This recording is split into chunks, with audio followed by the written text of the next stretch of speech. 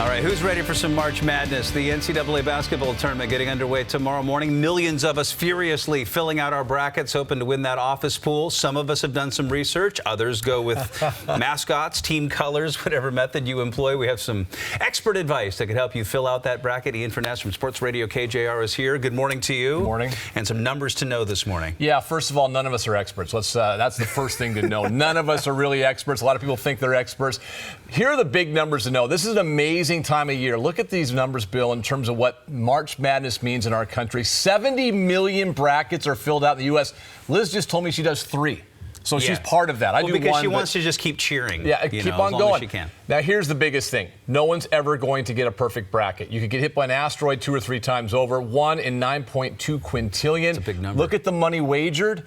Most of it is, shall we say, not legal. Yeah. That's all your brackets in terms of your office pools. In our state, not legal. Yeah, it's a misdemeanor, no big deal. Yeah. You're probably not going to get caught. No, I don't think so. I don't think so. But really, at the end of the day, Bill, it's all about trying to find the upset. And that's a hard thing to do. Yeah. Look at these numbers in terms of what happens every year, because people want to talk about the 5-12. That's a popular one. But how about this? Lowest seed to win the tournament is an 8. There's no such thing truly as a Cinderella when you get deep in the tournament. Villanova, of course, in the 85. Don't pick all number 1 seeds, because only once have all 4 made the Final Four. Okay, so tomorrow morning the play begins and everybody wants to sound smart around the office. Like, I know a thing, and you want to use some specific terms to sound super smart. Yeah, there's terms that every sports analyst in the country uses. I'm going to let you in on these. In fact, we'll use these during the football season as well. Long and athletic. Yes. If you say a team is long and athletic, that describes pretty much everybody in the country, but it sounds good, right?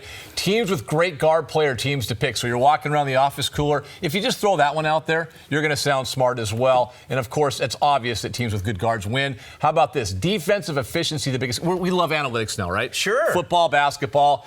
If you walk into your office today and say, you know what, I like Virginia. Why? Well, because their defensive efficiency is the biggest key. And actually, Gonzaga also has great defensive efficiency. Believe it or not, I'm actually serious with that. Yeah. But so you can use those terms as well. Just think of those terms. Walk around saying long and athletic or offensive efficiency or defensive efficiency, and you are going to sound like you know what you're talking about. Hey, but at the end of the day, nobody strong does. RPI, that's another one. RPI, BPI, you bet. all those things. Gonzaga opens up play tomorrow at 11 against South Dakota State. This might be the best Zags team ever. How far do they go? You know what?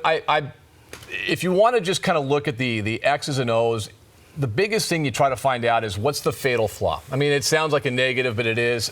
What's the fatal flaw? Well, Gonzaga doesn't have one. They've got a great big. In fact, they've got multiple big players. That's another term you can use, bigs. But they have multiple big players. They do have great guard play. The former Husky Nigel Williams-Goss, Jordan Matthews is a transfer from Cal, so 2 Pac-12 transfers.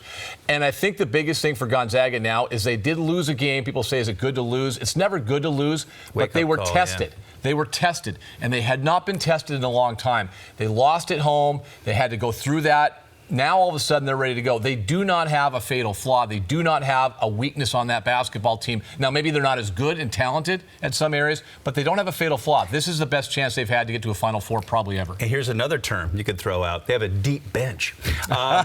In my bracket, I kind of like Michigan's one of those teams that could be a potential bracket buster. Rhode Island is a number 11 seed who could make some noise. I kind of like them. Like Marquette could make a little run. They can shoot the ball really well. All those teams can come in.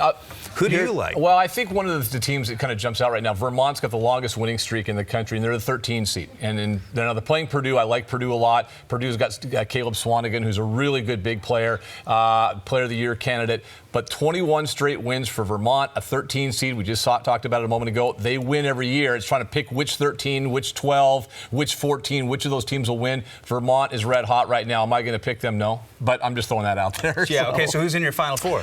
You know what? I'm the guy that doesn't do it until the very end. I'll be honest with you. And I've got like a Final 8 right now.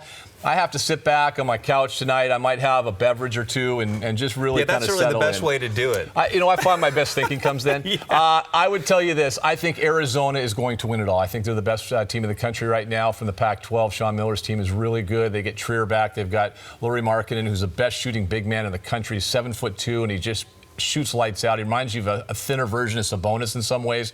So I think that Arizona is going to win it. But as far as who's going to get to the Final Four, I'm not quite there yet. And so what you're saying is that you don't think Gonzaga makes it to the Final Four? I think Gonzaga gets beat in the Elite Eight by Arizona. Yeah. All right, Ian, great stuff. You bet. Thank you. And good luck to you in your office pool. Hope you win.